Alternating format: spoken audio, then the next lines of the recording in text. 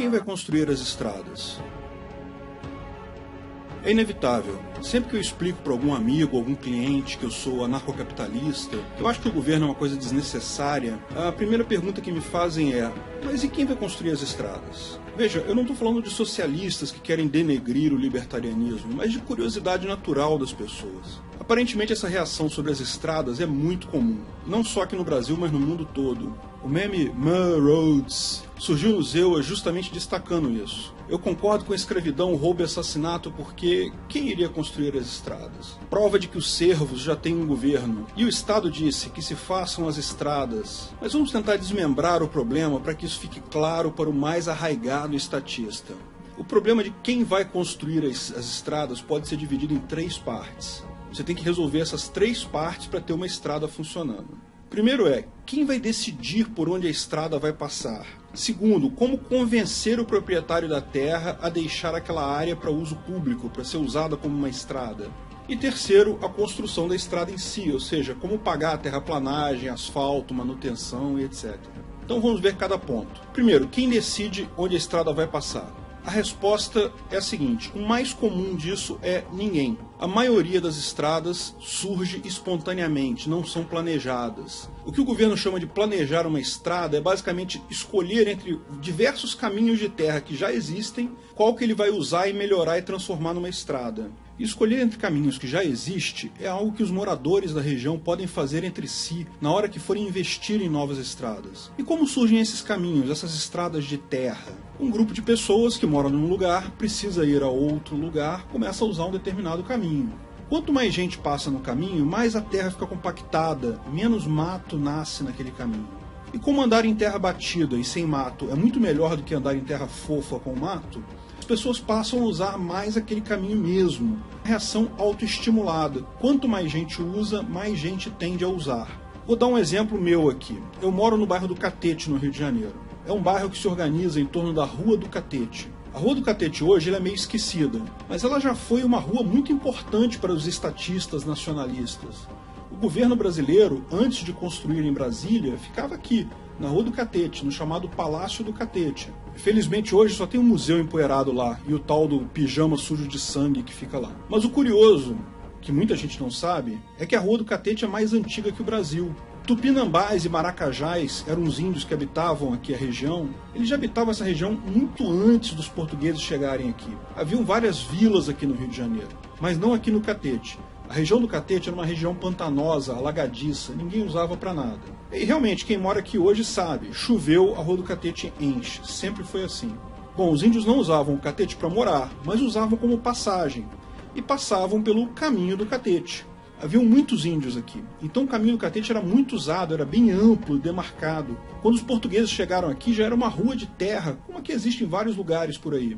Dava para passar carroça e tudo mais. Lógico que os portugueses passaram a usar também o caminho do Catete, ele já estava lá. Quando surgiram as casas na região, o pessoal aterrou o pântano em volta e começou a construir casa, evidentemente que as casas apontavam para o caminho do Catete, muito antes de haver a Rua do Catete. Então, quando resolveram fazer uma rua, a solução era óbvia, fizeram a rua no mesmo traçado daquele caminho do Catete. E hoje é a Rua do Catete. Mas veja, é assim que funciona 90% das ruas aqui no Rio de Janeiro e em qualquer cidade do Brasil. Bom, talvez com exceção de Brasília e outras cidades planejadas. Enfim, caminhos e passagens surgem naturalmente com a sociedade humana. Ninguém planeja ruas nem estradas, elas surgem pelo uso. Bom, é lógico que há sim ruas e estradas planejadas. Se você tem uma grande propriedade, por exemplo, e resolve vender lotes, fatalmente você vai decidir onde os caminhos ficarão. Ninguém vai comprar um lote no seu loteamento sem um caminho para chegar até ele. Mas suponha que você tem interesse em criar uma nova estrada, uma nova rua, você descobriu que há uma demanda por uma estrada ligando a cidade X à cidade Y. Como é que você vai convencer o proprietário daquelas terras a deixar a estrada passar por aquele caminho? É o nosso segundo ponto. Bom, esse segundo ponto é bastante óbvio no anarcocapitalismo. Só há uma alternativa aceitável, que é a compra voluntária da terra. Ou algum outro tipo de acordo. Talvez pode ser uma sociedade com o dono da terra, pode ser algum tipo de cessão de direitos de passagem, mas de forma alguma algo errado e antiético como o governo faz hoje, de traçar a estrada e desapropriar a terra. Isso não existe no Ancapistão. E se o proprietário não aceitar uma estrada na propriedade dele? Bom, essa estrada ou vai passar por outro lugar ou não vai ser construída. Não há outra alternativa, porque isso é o correto. Desapropriação fere o PNE. Nesse momento, seu colega estatista pode levantar aquela questão da propriedade dentro da propriedade, ou a propriedade que, para a pessoa sair ou entrar nela, só pode ser passando por uma outra propriedade. Bom, essa falácia é velha e tem a ver com direito de passagem, que é algo que faz parte do direito de propriedade. Basta a gente lembrar o que é propriedade. Propriedade é uso, demarcação e defesa. Veja, como que essa situação começou a existir? Só há uma opção lógica no final das contas. O proprietário interior usava a sua propriedade quando o proprietário exterior adquiriu a sua. Então, certamente, o proprietário anterior já usava um caminho que passava pela propriedade do outro antes. Se ele usava aquele caminho, o caminho era demarcado, e ele vai reclamar se você interromper a passagem dele, veja, ele é proprietário daquele caminho também. Mesmo que o caminho passe dentro da sua propriedade, ele não é propriedade exclusiva sua. Você não pode construir algo ali a menos que preserve o caminho de alguma forma, ou forneça uma outra alternativa que o outro dono do caminho, que é a outra propriedade, aceite também. Se ocorreu de outra forma, com o proprietário exterior demarcando uma propriedade interna e vendendo esse lote para o proprietário interior, é evidente que ele deve ter indicado alguma passagem. Ninguém iria comprar uma propriedade que você não tem como chegar lá. Fato é que a propriedade deve ser definida sempre com seus direitos de passagem. Se uma pessoa usa a sua propriedade para chegar na dela, isso é costume, é um caminho demarcado. Então ela já é proprietária daquele caminho, tanto quanto você. Isso é reconhecido tanto na legislação estatista atual, o Código Civil tem lá um artigo 1285 que fala sobre isso, e também decorre, como a gente demonstrou, diretamente do direito de propriedade. Finalmente, terceiro ponto. Quem vai asfaltar a estrada, cuidar da manutenção dela? Bom, esse ponto é o mais fácil de todos, porque já é quem faz isso hoje. Empreiteiras que constroem estradas, não governos. E as empreiteiras já são entidades privadas, já são empresas privadas. Bom, mas e quem vai pagar as empreiteiras? Várias alternativas aqui.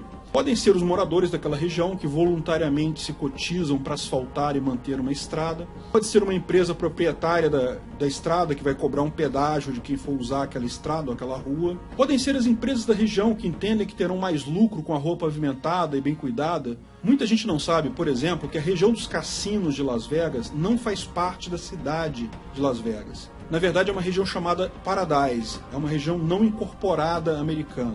Bom, não há nada equivalente a isso aqui no Brasil. Aqui no Brasil nós temos a União, os estados e os municípios. Cada um desses entes federativos cobra alguns impostos. Por exemplo, ISS e IPTU são municipais, ICMS e PVA são estaduais, IRPF e IPI são nacionais. Lá eles têm a União, que é o governo federal americano, os estados, os condados e os municípios. Da mesma forma, cada um desses cobra os seus impostos. Sim, aquela rua conhecida, chamada Las Vegas Strip, que tem todos os cassinos, que sempre aparece quando se fala de Las Vegas, tem até aquela plaquinha característica, ela não pertence ao município de Las Vegas. Como não pertence ao município, o município não presta policiamento, não asfalta a rua, não cuida do esgoto, não cuida da água. Tudo isso é feito pela Associação de Cassinos da região. Adivinha? Funciona muito melhor do que qualquer prefeitura, muito mais barato até para os cassinos que pagam isso.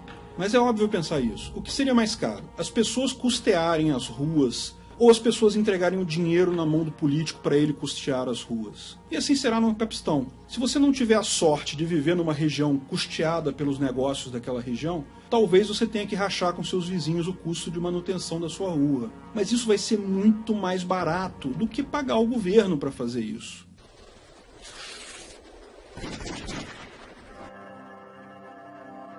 Obrigado. Se você gostou do vídeo, curta e compartilhe à vontade. Divulgue sempre que puder o libertarianismo. Não se esqueça de se inscrever no canal para mais novidades. Se tiver dúvidas, sugestões ou críticas, deixe no comentário. Se quiser ajudar financeiramente, veja meu link no Patreon abaixo.